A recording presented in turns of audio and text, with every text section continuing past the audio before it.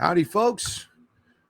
Welcome to Tuesday's Tips. My name is Kenneth Thomas, and on Tuesdays, I like to share a little bit of tips and tricks for photography, video, and lighting.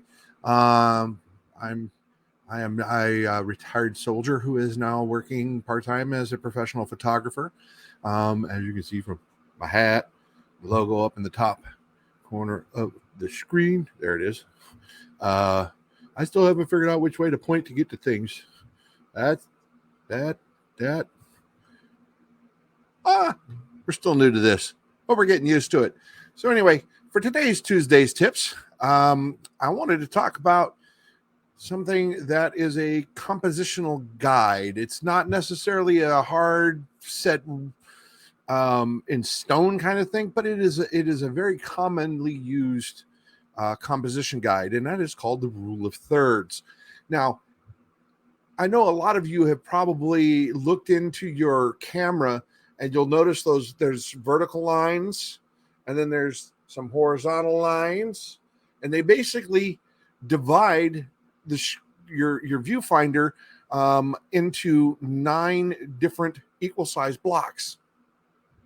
Now what this is it's dividing your image vertically into thirds and horizontally into thirds.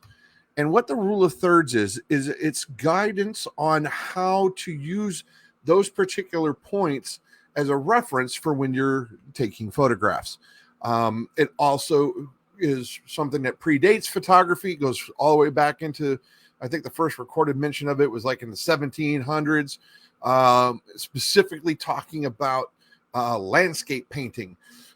So let's start with talking about landscapes. If you look at that top third, right, you got that line that's running right through here. That would be the best place to put your horizon line if you can see it. So the sky goes up from there, and then everything else is down from there. This is going to give you a very balanced, nice, proportioned landscape image. This is not to say that this is the only way to go, because depending upon what you say, hey, I'm taking pictures of the northern lights. Okay, put your horizon down there on the bottom one then, because you want more of the sky, because the sky is what you're taking a picture of. But if you're taking a picture of the landscape, putting that horizon line up there gives you a really nice balanced proportion for showing some of the sky and everything else that's on the ground.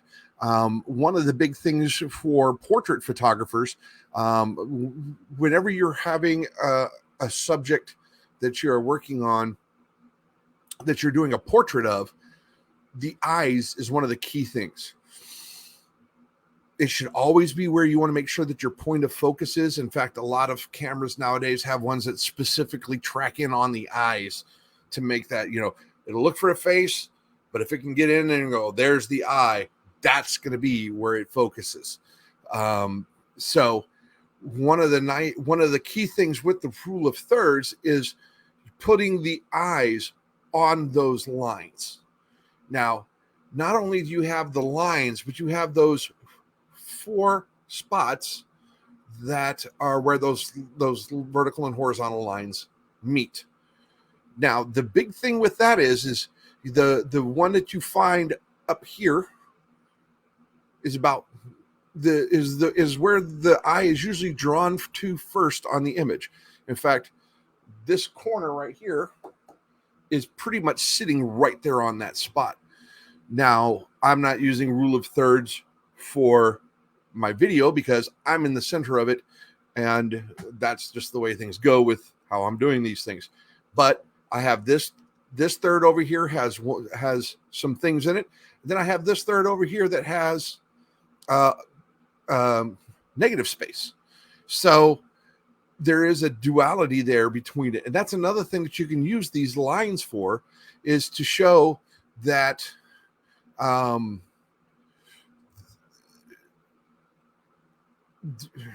gives you an easy way to visually break up the image. Now, a lot of your phones and your cameras, you can have those lines show up in there. Depending upon how much practice you've had and everything else, you may shift to it automatically without even having to look at those lines, but those lines are there kind of as a guideline. Another big thing that those horizontal and vertical lines are doing for you is it helps you line up and square your image. Now, that's not to say that you never have an image where you have intentionally skewed it, but that's what it should be, intentionally. So if you're trying to get something where you're trying to have your horizons be horizontal and your vertices being vertical, then using those lines as a guide is a great way to help do that. But again, focusing in on the eyes, putting the dominant eye, meaning whichever one is closest to the camera, because very rarely do you have somebody who's looking straight at the camera. Okay. Most pictures are going to have somebody, they're going to be slightly off. The head's going to be tilted. You know, it's not necessarily going to be this dramatic, but there's one that's further back on the image than the other one. The one that is the dominant eye in the image, the one that is closest to the camera, that's the one that you want to put on to one of those vertices. Now, I'm going to have a little bit of fun here. I'm going to move myself around. So I've got my dominant eye in the vertice, and I'm looking this way. So with all this negative space that's here, it kind of looks like I'm looking off into space. Even though I'm still looking at the camera, the impression is that I'm looking into this negative space. Now, I'm going to keep facing the same direction, but I'm going to kind of move over to where I'm now feeling that negative space. I hope you guys can still hear me. I'm now feeling that negative space. My eye is pretty much on that point. Again, my dominant eye is pretty much on that vertice, but now I'm looking off the screen. I'm not looking into the negative space. I'm looking off the screen. Completely different emotional impact that is created by that. And it can be done the same way. You know, if I'm here and I move to this vertice, now let's get myself positioned, and there we go. Now I'm looking this way. Two things. One, I'm looking straight into a light source. I have two light sources today. I have my window, which is directly in front of me here, and then I have my softbox light, which is right here. So I'm looking directly into a light source. This is going to change how much light is on the face. It's going to change where the shadows and stuff are. Notice when I'm this way, lots more shadow here. When I'm looking this way, there's not as much shadow here. It's not closest to the camera, but it doesn't have as much shadow because of the light source. So that's another big key thing to keep in mind. But here, I'm looking into the frame again, but I also have all these things that are here. Whatever is in filling this space, I am looking toward it. Even if I'm not looking directly toward it, I am looking toward it. It's one of those kind of you playing with reality. You know, if I was to be looking at this stuff, I should be behind it if I'm still wanting to face the camera. But that's not what I'm trying to do here. What I'm trying to do is I am trying to have my gaze including these things, and that way it allows that to happen. So these are some aspects of using rules of third. Another thing is like if you've got a subject with a wide open area, and then you put your subject right there on one of those third lines. One of the big things that you're doing there is you're giving all this other space opportunity to do something for your image. Say you have people walking, right? And they're right here, beep, on this line. Which direction are they walking? If they're walking this way, they're walking out of frame, which means all of this over here is part of the past to them. If they're walking into the frame this way, then that means the majority of what they're traveling is ahead of them, and it gives another emotional impression. So these are different things that you can use these rule of thirds for to help you create different aspects of these images. Now, one of the things that's really cool to do especially if you have somebody you can use as a guinea pig, like I was talking about with a person walking. So it's to go out to a park or someplace like that and then just take different shots. But do have that person where they're just walking through the scene, take a picture of them where they're on this rule of third line, and then take a picture of them where they're on this rule of third line, and have them walking in the same direction, doesn't matter which, but have them walk in the same direction and see what the difference is to you. You can have them looking toward the camera. You can have them just looking ahead of them. You can have them looking down. Whatever it is that you have them doing, have them do the same thing, but all you're going to do is you're going to take the picture and then you're going to shift to the other line and take the picture and see what the difference is and how it turns out for you. You might be surprised at what that subtle difference would be. Now, when you're doing something like that, I usually try, and this is not a hard, fast thing, I usually try to put, like, say, this is my subject here, and this is where their eyes are. I usually try to have that eye on that line there. So that way, I'm using the rule of thirds, distancing their head, and then where they are as far as the torso down through the rest of the image. Now, if you're going to be one of those people that's doing things for social media and you're taking pictures for that purpose, there's a pretty important tip that I have for you. And that is you have your short distance here. This is the short distance on my image because I am filming this in a landscape. If I was doing this in a portrait, then the vertical would be the longest and the horizontal would be the narrowest. Now, the thing about that is you want to use when you know you're going to have to crop, like say you're taking an image, but you're going to need to have it one size for Facebook. You're going to have another size for this site and another size for that site. What you want to do is you want to use the third line that is from that shortest distance that is parallel to those. So it's horizontal in a landscape, vertical in a portrait. And the reason is when you go to crop an image, you're going to crop in this way. You're not usually making the image wider. You're usually making it less wide. So you're going to be taking in this dimension here. So if you're using these lines, that'll help you maintain that. And when you're cropping, a lot of cropping tools will also have the rule of thirds thing in there. So you can put in your 5:7 or whatever it is that you need the ratio of height and width to be. And you'll already have your line for what is one of those third lines. And all you're doing is trim it in here. Now you need to reset the verticals on that. So that is my tip. And if you know you're going to be using something for social media, be aware that some of the things for social media are set up specifically for things that are filmed in a portrait mode, where it is taller than it is wide. And other things are specifically set up to be in landscape mode, where it is wider than it is tall. So keep those things in mind when you're going to be taking these images, because it is going to drastically impact how you have to edit these things to get them to fit to the ratios that you want. Now, sorry about that. One of the reasons I'm talking about doing these things is because one of the hardest things to learn to do is to get everything right.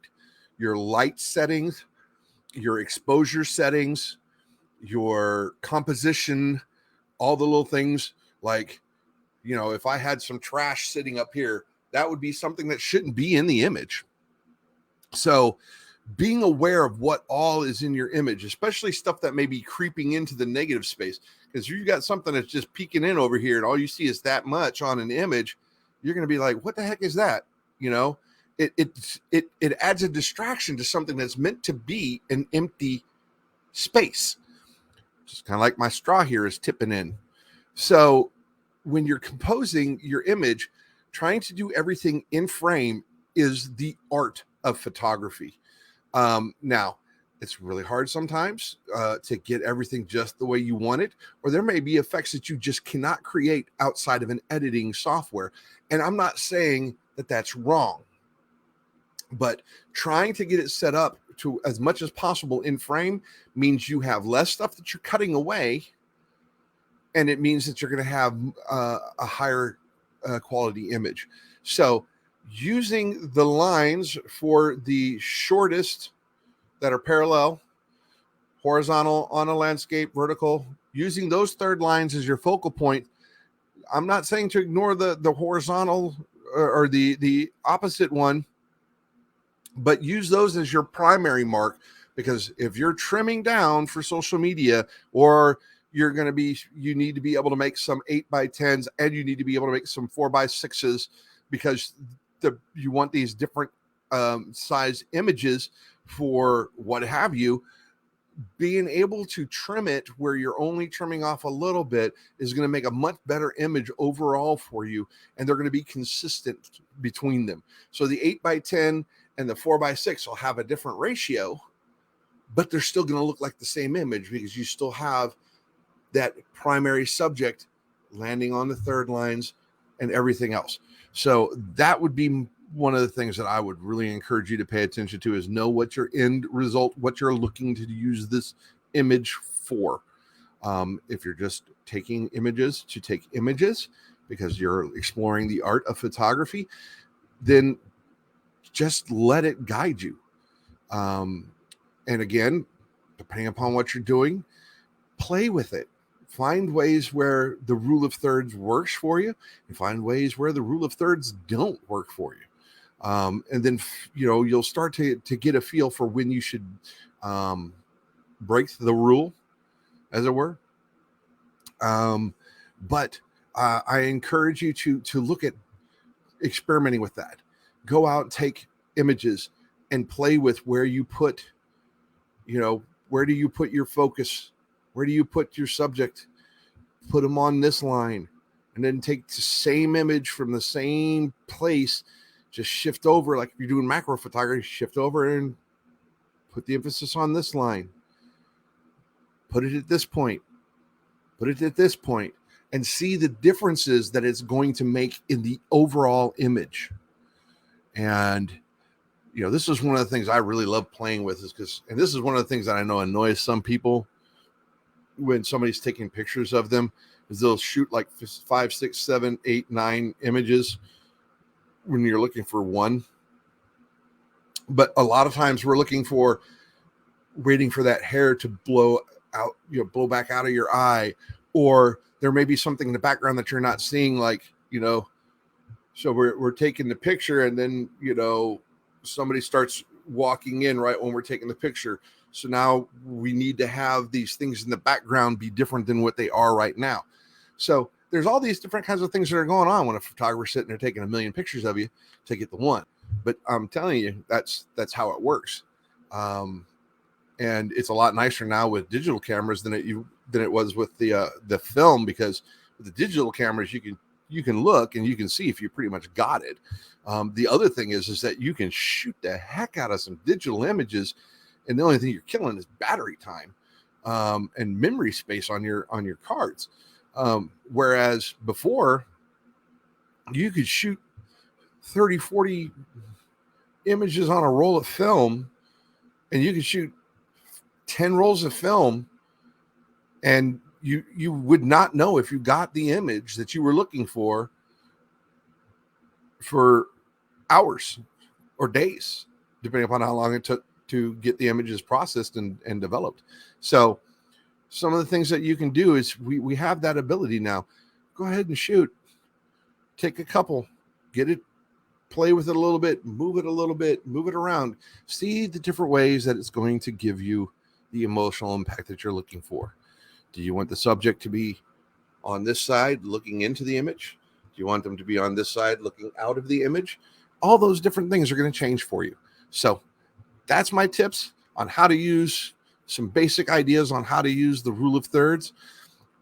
Putting them on those corner points where they intersect is really where you want to put your main point of focus for your image.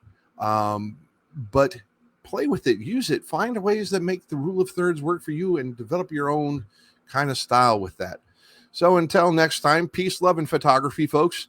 And remember, everything can make a beautiful image, including you. You guys have a great afternoon, and I'll see you tomorrow around noon for Wellness Wednesday. Bye.